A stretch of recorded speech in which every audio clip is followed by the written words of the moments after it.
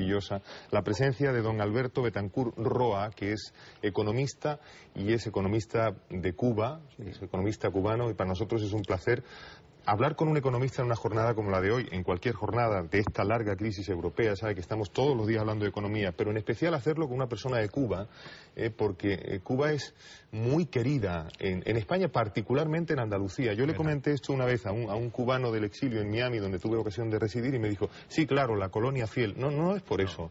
Es que Cuba es casi una identidad humana muy próxima, a pesar de la distancia que hay con el Caribe. Suponemos que lo comparte así o que lo ve así. Así mismo es. Señor Betancur. La relación de Cuba con España es muy especial, tiene una tradición histórica, cultural, de raíz propiamente. El nombre mío, por ejemplo, Betancur, es un nombre que viene de Canarias, como pasa en la mayor parte del Caribe, y así sucesivamente, es decir, y nos parecemos muchísimo de las cosas buenas y las cosas malas, como siempre pasa en todas las cosas, pero nos parecemos increíblemente. Vamos a intentar fijarnos hoy mucho en las cosas buenas. ¿Qué le parece? ¿Qué le parece a usted el resultado electoral en Grecia? ¿Cómo ve? ¿Cree que de verdad es un respiro para la crisis europea o no? Yo no soy un especialista en los temas europeos como tales, ¿no? Pero evidentemente yo pienso que las recetas de orden neoliberal y de ajustes en Europa no han dado resultados. Se está viendo, es decir, se han seguido aplicando y se siguen aplicando. ¿Y cuál ha sido el resultado? El resultado es que siguen con los problemas que subsistían. Sin embargo, hay posibilidades de otras opciones.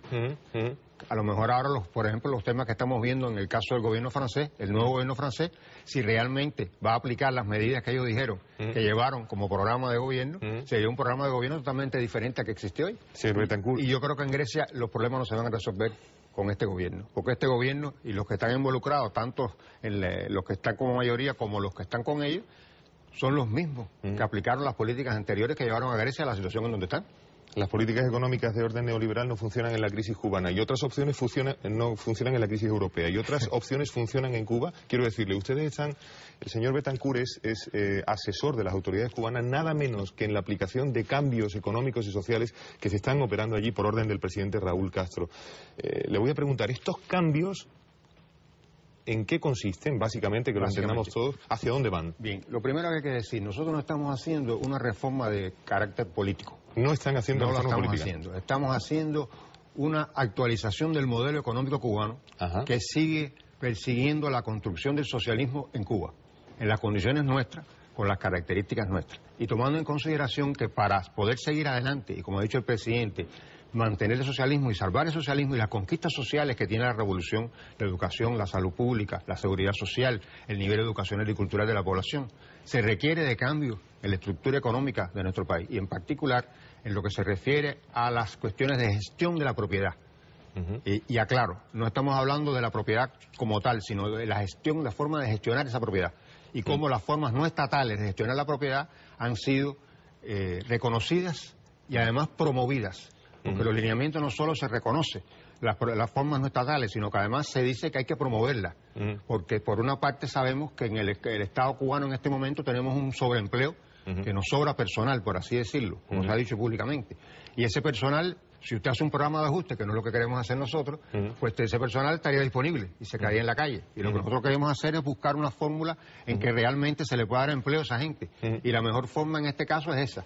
O sea, la forma no estatal, que tiene la forma, por así decirlo, individual, privada, de un pequeño cuenta propista, como le decimos nosotros. A lo mejor ustedes le dicen trabajador por cuenta propia, por un problema de idioma, pero además hay también formas de gestión social de la propiedad, como puede ser una cooperativa. A ver si podemos entenderlo trasladándolo a otros términos. A ver, los cambios que se están operando, dice usted, solo económicos que no políticos en Cuba, ¿conducen la realidad cubana hacia la de una economía mixta con reconocimiento de iniciativa económica tanto pública como privada en términos, digamos, de lo que se entiende en Europa? Yo no la veo como una economía mixta. Yo la veo como una economía socialista, pero que introduce algunas actividades que están vinculadas a las características del mercado, y lo tiene que tener en cuenta.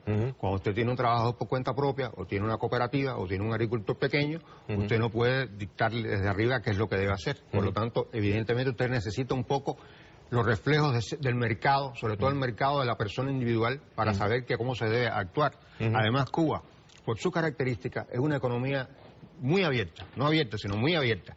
Y eso significa que está muy sujeta a los cambios que ocurren en el mundo, desde el punto de vista de los precios de los productos, de los problemas de la moneda, por ejemplo. hay que decir, la crisis del euro nos afecta a nosotros, quizá más que a otros países de América Latina, porque nosotros no podemos parar en dólares por el bloqueo, y por lo tanto el euro para nosotros es una moneda muy importante.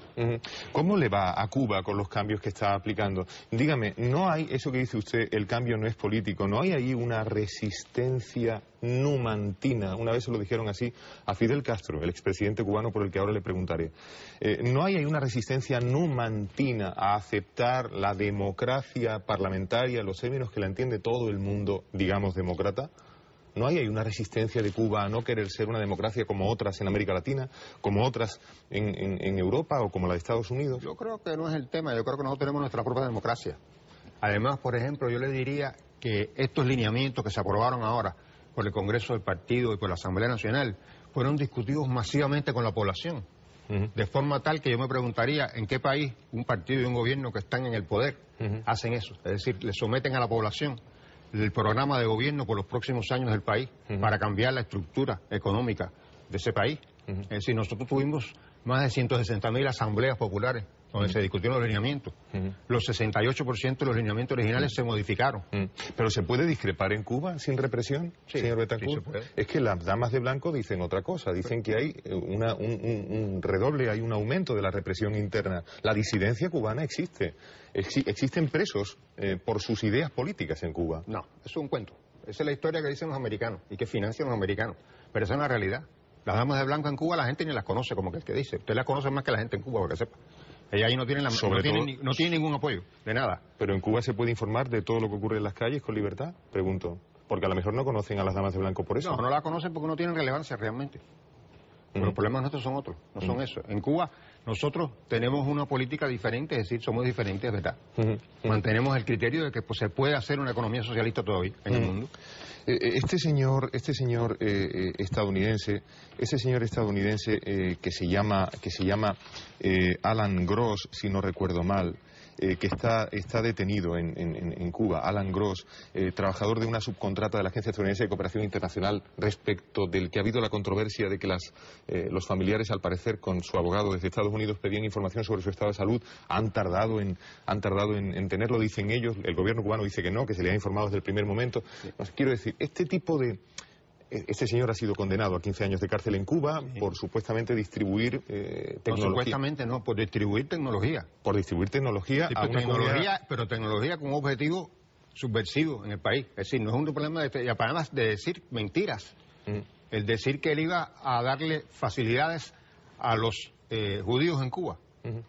Los judíos en Cuba no tienen problema, ellos tienen sus organizaciones y tienen sistema de internet y tienen todo eso propio, sin necesidad de que el señor Alan Gross ni nadie haga eso. Él estaba en realidad haciendo otra actividad, una actividad subversiva financiada por el gobierno de los Estados Unidos. Perdóneme, ¿y usted concibe que mentir sea un delito político? Cuando usted está subvirtiendo, sí.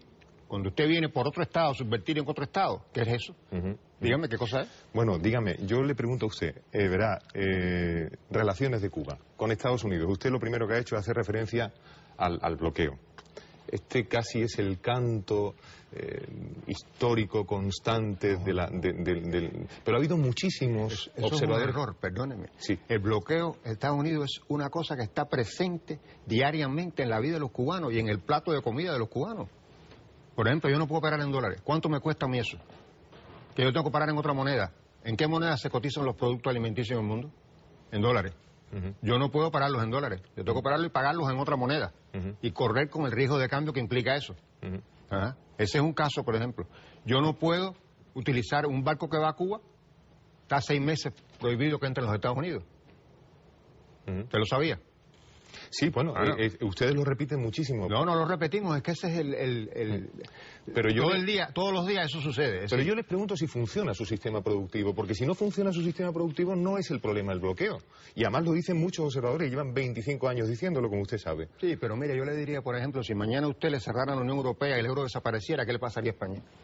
A Cuba le ha pasado 2 veces eso, y estamos aquí, a pesar de eso que usted dice. Primero fue el bloqueo norteamericano, pero después fue la desaparición del campo socialista y la desintegración de la Unión Soviética, que era el sostén de la economía cubana. ¿Cuál era la relación económica al principio de la revolución? ¿Con quién era? El 85%, con los Estados Unidos. Nos quitaron las cuotas azucareras, nos prohibieron la entrada de petróleo, nos hicieron un bloqueo completo y sin embargo sobrevivimos.